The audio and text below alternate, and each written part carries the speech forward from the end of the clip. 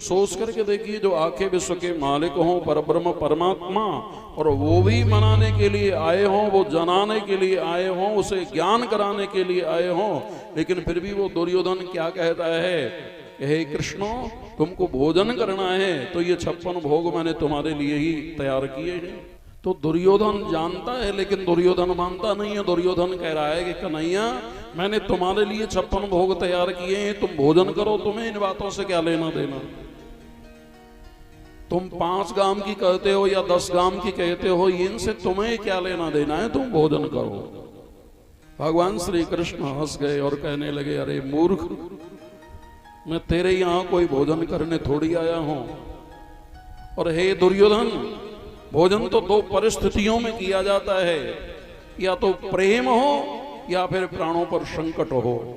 तो तेरा प्रेम भी नहीं है और मेरे कोई प्राणों पर संकट नहीं है, इसलिए मैं भोजन तेरा नहीं कर सकता हूं। और भगवान ने 56 भोग ठुकरा करके वो भोग छिलकों का लगाया जो विदुर महाराज के यहां जाकर के।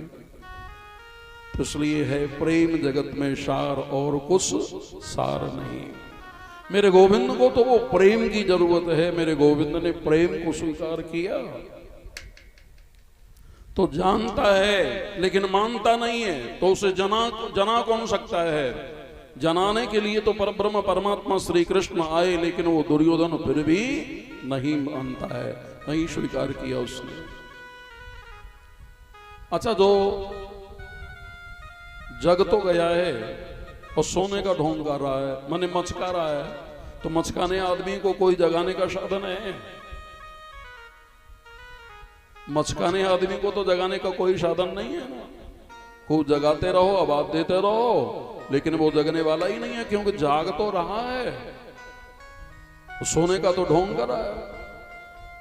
जो जानता है वो मानता नहीं है, उसे मना कौन सकता है। और जाग रहा है, सोने का ढोंग कर रहा है, सो नहीं रहा है, तो उसे जगा कौन सकता है।